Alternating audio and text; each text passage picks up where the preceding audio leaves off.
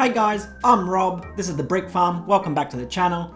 So in this video we'll be cracking open and having a look at the new Star Wars, the Imperial probe droid. This got released on the 26th of April and I picked it up the very first day it came out. And it retails for 89 Aussie dollary doos.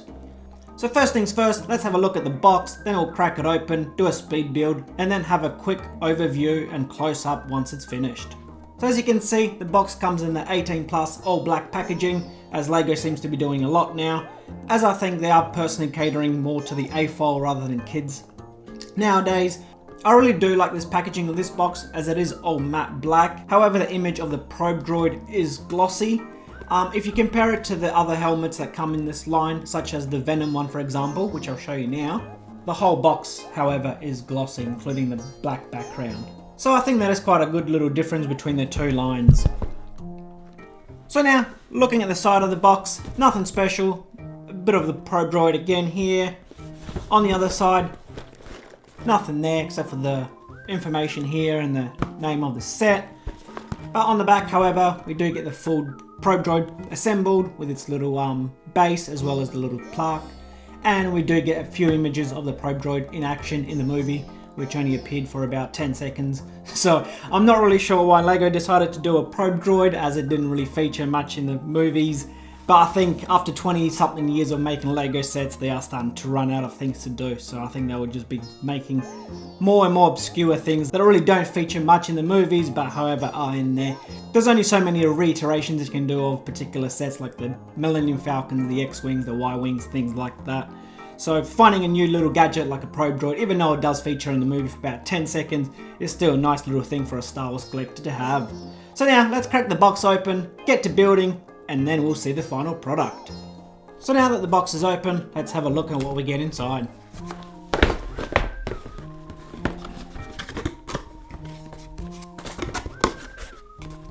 Wow! So as usual, we get LEGO blocks.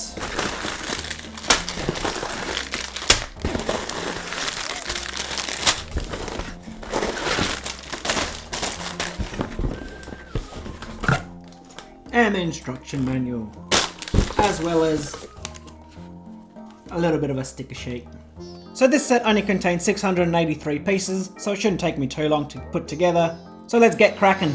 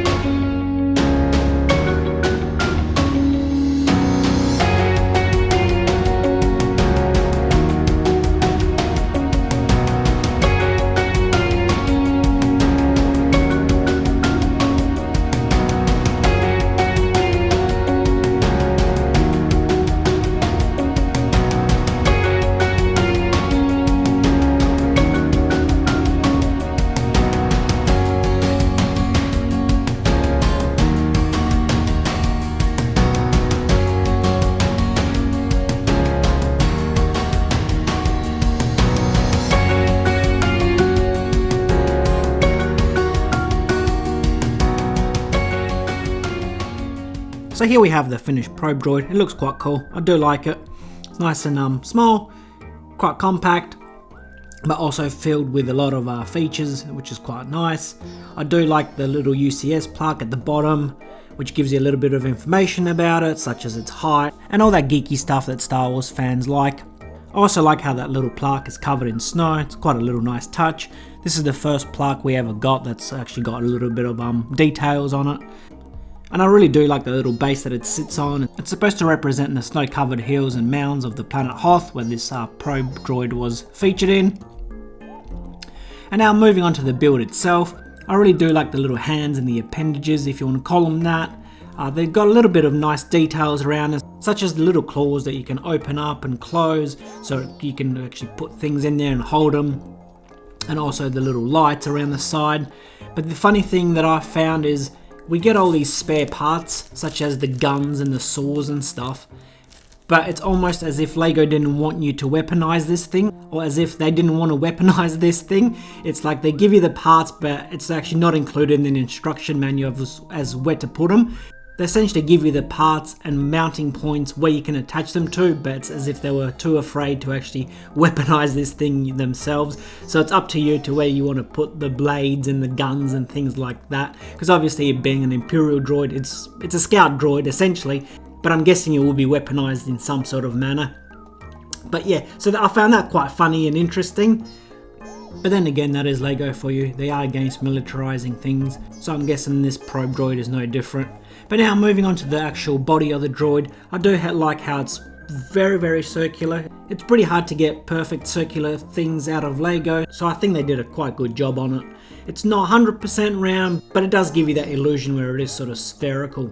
And also, you do get quite a bit of details on it. You get kind of lights and things like that, and you get some sticker elements on it as well, and you get a few mounting points where I have actually mounted a saw blade onto it and a gun, because yeah, I did actually weaponize mine. And also moving on to the top of the little droid part, that little top part spins, and there we get a few antennas and things like that. Also a few more sticker elements. It's nothing too flashy or spectacular, but again, for that price point, it is quite cool, and it does look quite nice as a display piece. It's quite a small build, but it is relatively complicated as far as the technical aspect of it. I personally, at the end of one bag, had one 1x4 brick left over, and for the life of me, I could not figure out where the hell it went. And then when I finally figured out where it went, I spent about 10-15 minutes pulling the whole thing apart, just to be able to fit that leftover part in where it belonged. So you do require a little bit of concentration to it. It's not as easy as it looks. Like, obviously it does look quite basic and stuff, but there are a lot of tiny little elements. Like if you look at those little appendages, there's kind of these drill bits elements to it where you have to attach, and all these little mounting points. You also have this kind of hydraulic part on it. So it is a little bit complicated, not too complicated I would say, but it definitely does require you a lot of concentration when you're building it. So like I did mention, it has a lot of tiny little elements to it. And I also do like how it sits on this 2x2 circular trans clear element with a Technic rod through it, so it is very stable, so you can actually lift it up and sort of wiggle it around without the fear of it falling off. And also it does have this little brick at the bottom, which is quite cool, which means it can stand on its own wherever you want.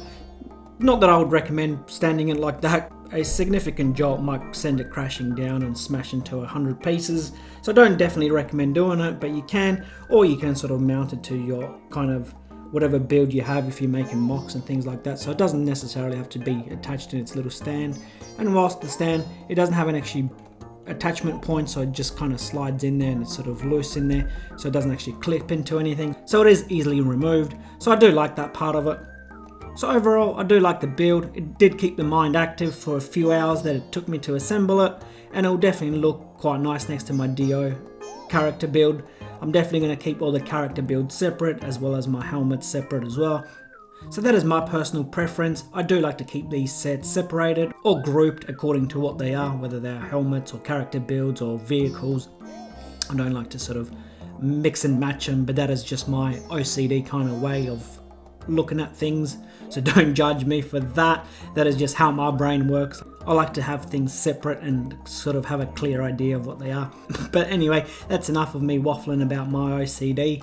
But anyway, overall, I do like this probe droid. I do hope they make a few more of these kind of smaller builds, because they are quite quick and fun, and they do display quite nicely. So that is my review of the Imperial probe droid. I hope you enjoyed it, guys.